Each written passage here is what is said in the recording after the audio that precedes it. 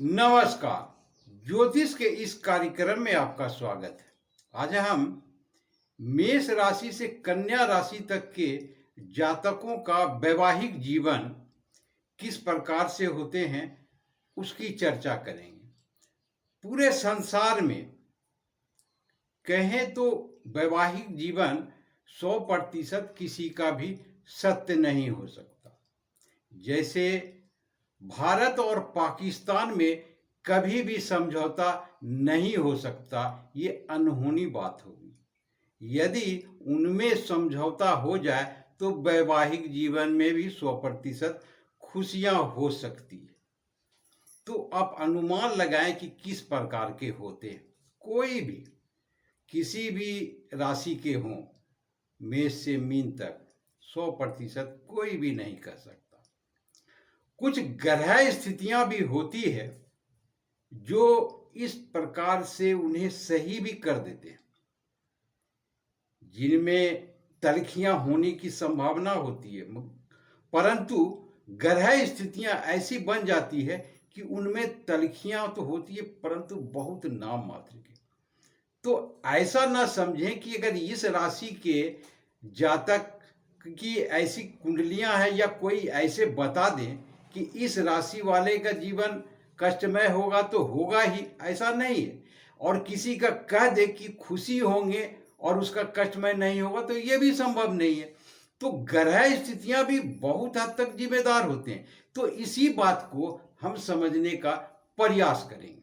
सर्वप्रथम यदि मेष राशि को लें तो इनका वैवाहिक जीवन यूं कहें तो संघर्षपूर्ण होते हैं, परंतु किंतु अब इसे भी समझने का प्रयास करें।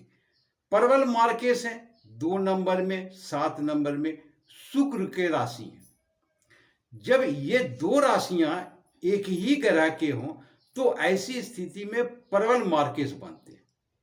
तो स्वाभाविक है इनकी वैवाहिक जीवन तो बुरे स्थिति में होंगे ही।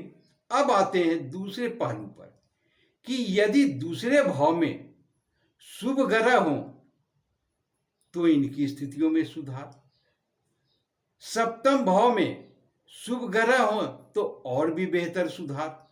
तो ये जो विचार होंगे तलखियां की बहुत ज्यादा खराब होंगे तो वो स्थितियां इसमें नहीं बनेगी। यदि दूसरे भाव में चले जाए पाप ग्रह तो ऐसे जातक के मुंह से हर वक्त गाली ही सुनेंगे।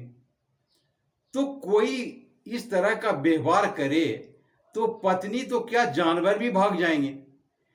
तो ये स्थितियां इस प्रकार की होती है, दोनों स्थितियां बनती है, परंतु जन्म से स्थितियां वही होती है। तो राशि पर सिर्फ बयान देना कि ये राशि वाले के वैवाहिक जीवन बुरे होते हैं वो 100% सत्य नहीं होते। तो ये स्थितियां इस प्रकार से बनती है। अब आते हैं दूसरे वृषभ राशि वाले। वृषभ राशि के लगने शुभ हो गए, वृषभ अर्थात शुक्र हैं तो ये शुभ हैं, तो स्वाभाविक है ये शुभ ग्रह हैं तो इनके विचार में भी शुभता होंगे। और तीसरे नंबर पर देखें तो 3 नंबर पे बुध आते हैं तो इनकी वाणी में तो और निखार होंगे। तो अब आते हैं हम सप्तम भाव में। सप्तम भाव में कौन सा बैठे हुए? मंगल के ग्रह हैं 8 नंबर। 8 नंबर होते हैं पत्नी के भाव। अब पत्नियां थोड़ी हार्ड होगी। अब यहां उलट को देखिए, पत्नियां ही हार्ड होगी और ये जो लग्नेश जिनका भी जन्म कुंडली होंगे, जो पति होंगे वो शांत विचार के होंगे। तो इनमें थोड़ी सी तलखियां पत्नी की तरफ से होगी, परंतु ये इतने बुद्धिमान विचार के होंगे कि उन्हें वो संभाल लेंगे। तो कहें तो ऑल ओवर इनका वैवाहिक जीवन बेहतर स्थिति में होंगे। यदि सप्तम भाव पर भी यदि शुभ ग्रह की दृष्टि हो या शुभ ग्रह के साथ में हो मंगल, तो उस स्थिति में भी पत्नियां बिल्कुल ठीक रहेगी। बहुत कम कुछ प्रभाव तो पड़ेंगे ही। राशि जो भी होते हैं और उनके जो भी ग्रह होते हैं वो अपनी छाप तो छोड़ेंगे ही, परंतु जल्द ही शांत हो जाते हैं।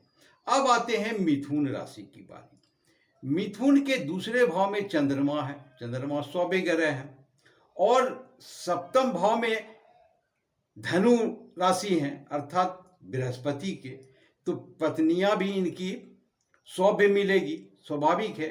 इनके वाणी में भी तलखियां नहीं होगी, इनके वाणी भी शांत होंगे, आराम से बात करने वाले व्यक्ति होंगे, शांत स्वभाव के होंगे।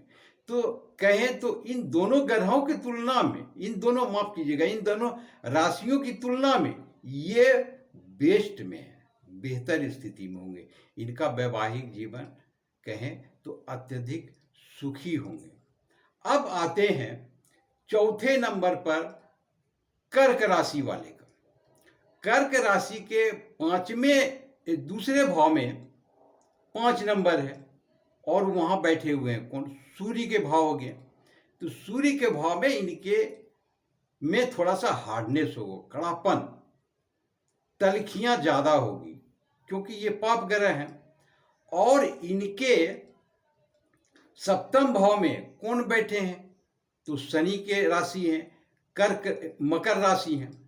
तो इनमें के स्वभाव में थोड़े हार्डनेस, कड़ापन होंगे। यदि इन पर शुभ ग्रह की दूसरे भाव में दृष्टि हो या शुभ ग्रह के साथ में हो चंद्रमा, तो ये स्थितियां थोड़ी संभलती नजर आएगी। यदि इन पर पाप ग्रहों की दृष्टि भी हो तो इन्हें मुश्किल होगा थोड़ा संभालना, वैवाहिक जीवन में कठिनाइयां उत्पन्न हो सकती है। अब आते हैं सिंह राशि पर। सिंह राशि के दूसरे भाव में बैठे हुए हैं बुध, कन्या राशि के स्वामी बुध हुए दूसरे नंबर पर इनके, और सप्तम भाव में है शनि की राशि कुंभ। तो ये ऐसे इनका स्वभाव जो होते हैं, जो सिंह राशि के होते हैं, बहुत हार्ड होते, कड़ापन होते हैं। ये प्रशासनिक सेवा में अधिकतर होते हैं। यदि प्रशासनिक सेवा में हो तो फिर इनसे उम्मीद न रखें कि ये अच्छे से वाणी बोलेंगे या अच्छे हैंडल करेंगे। यदि दूसरे भाव में शुभ ग्रह हो तो कुछ हद तक ठीक रहेंगे। यदि कोई पाप ग्रह हो या पाप ग्रह की दृष्टि हो तो प्रशासनिक सेवा में अधिकतर ऐसे लोग पुलिस में ही जाते हैं, तो उनकी तो वाणी समझ में ही आ गए होंगे कि किस प्रकार के होंगे। तो ऐसी स्थिति में पत्नियां बहुत ज़्यादा परेशान होती है।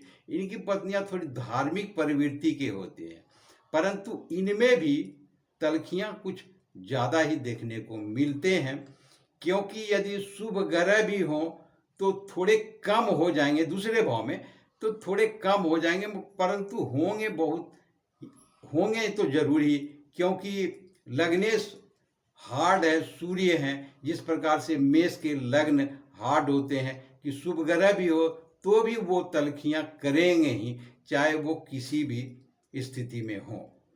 अब आते हैं कन्या राशि पर। कन्या राशि के दूसरे भाव में शुक्र की राशि तुला है। तो ऐसे भी कन्या राशि के व्यक्ति जो होते हैं बड़े सॉफ्ट होते हैं, नॉर्मल होते हैं, ज्ञानी होते हैं।